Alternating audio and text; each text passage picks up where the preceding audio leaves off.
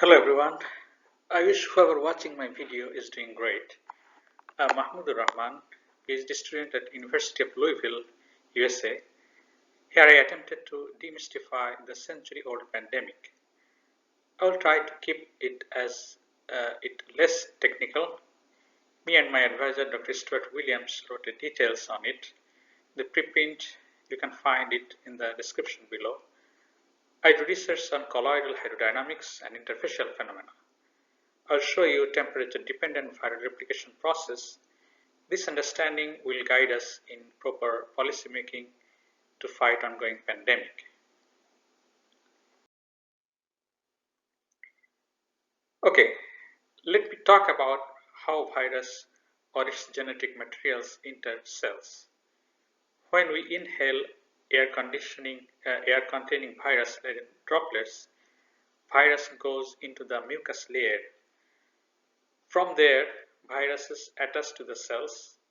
For coronavirus, spike protein binds to the ACE2 receptor on epithelial cells.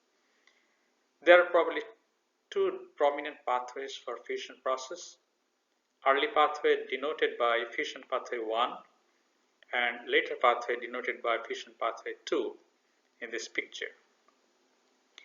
Later pathway involves multiple steps, and delivering viral RNA in the cell interior may not happen all time efficiently. On the other hand, fusion pathway 1 is highly regulated fusion process and thus can play a dominant role in viral replication. Let's talk about fusion pathway 1. Fusion happens at the binding site through a certain molecular arrangement. However, the story does not end here. Once membranes are fused and fusion pore established, fusion pore propagates. Depending on membrane tension and rigidity, there can have different fusion scenarios. For example, if tension on the virus membrane is greater compared to the cell membrane, a liquid column may form which will drive viral RNA in the cell interior further away from cell membrane. Once viral RNA is further away from cell membrane, microtubule can easily carry viral RNA to the cell replication machinery. In all other scenarios, viral RNA may reside near the cell membrane, which is energetically unfavorable to remove due to hydrodynamic interaction between RNA and cell membrane. Therefore, replication can be stopped. The column formation can be visualized in this video here.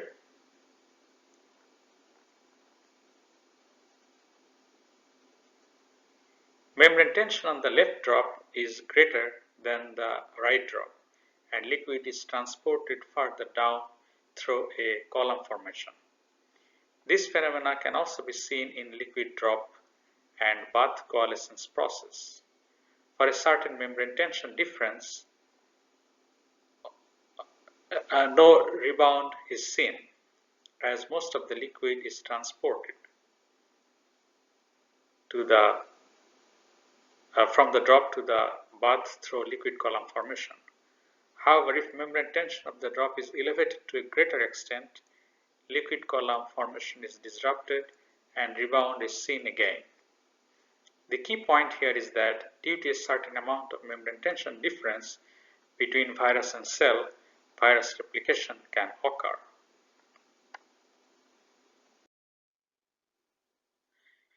Now we need to look how tension of the virus membrane can be modulated. There may have many ways to manipulate the tension. Here we focused on the temperature effect on it. Below a critical temperature, tension builds up on the membrane. Previously, it was shown from animal study for common cold virus that when nasal airway temperature is below a certain degree from the body temperature, viral replication was favorable. Now we need to focus how nasal airway temperature can get lowered from body temperature. This can happen through inhaling cold and dry air.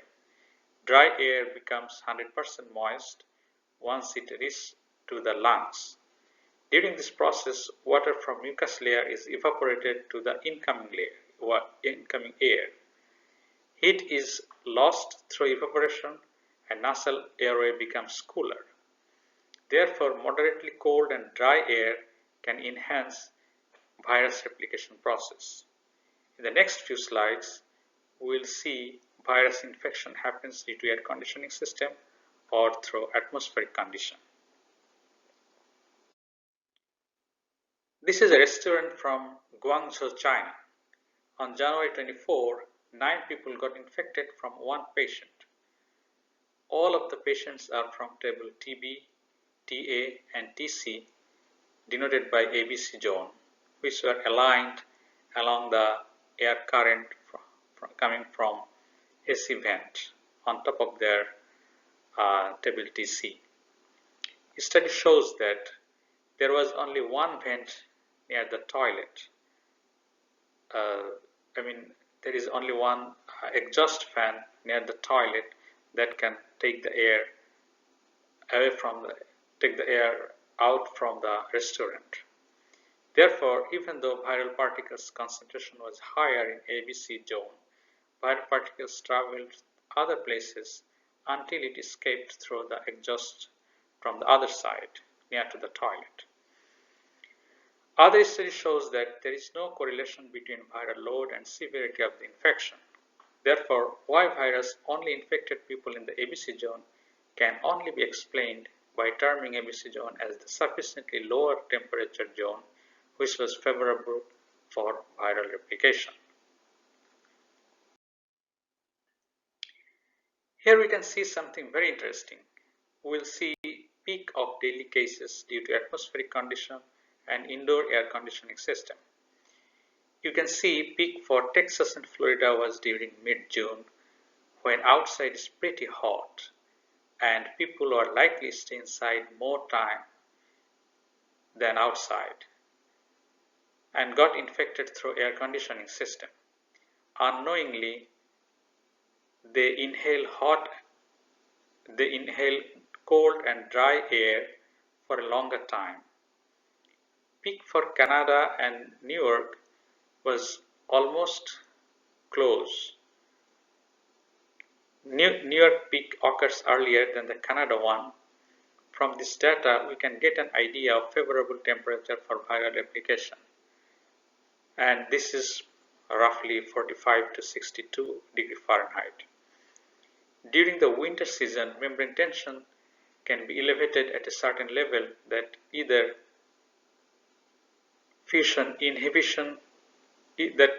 can either inhibit fusion due to higher energy barrier or due to lack of liquid column formation during fusion process, as discussed earlier. Probably at lower temperature, say 45 to 55 degree Fahrenheit, humidity may not matter much. However, at higher temperature, say 55 to 65, humidity may matter a lot. So during summer season, if your AC works at 65 degree Fahrenheit and and the humidity of the room is below 30 or maybe 20%, then you will likely get infected if you stay for a long time in that AC condition, if you carry virus from somewhere. This is not proved, but from this data we can guess we can get a good idea on that. So there is a thorough study on this to figure out exactly what temperature is favorable for virus replication and what the humidity plays the role in here. Now, question may arise how we can be sure that Texas or Florida cases were due to indoor atmosphere. Maybe we can look at India. When death toll in India due to coronavirus was rising, death in slums were surprisingly low or maybe absent, even though more than 50% of slum dwellers were virus infected. Most of them were asymptomatic. So hot and humid weather was not favorable for virus replication for slum dwellers, while rest likely got the virus from air conditioning system. Now let's talk about mask. How mask is helping. Mask may not protect efficiently by blocking viruses. In fact, studies suggest that masks increased asymptomatic cases and probably works as an alternative for vaccines. Mask actually helps by keeping our nasal airway hot and humid. Therefore, it helps in indoor socialization such as grocery shopping and so on. As temperature is going down during the fall season, it may not help outside. So if you stay outside for a long time, say if you carry virus from grocery store and you are wearing mask while you are in the grocery store, you are okay because your nasal area is moist and hot.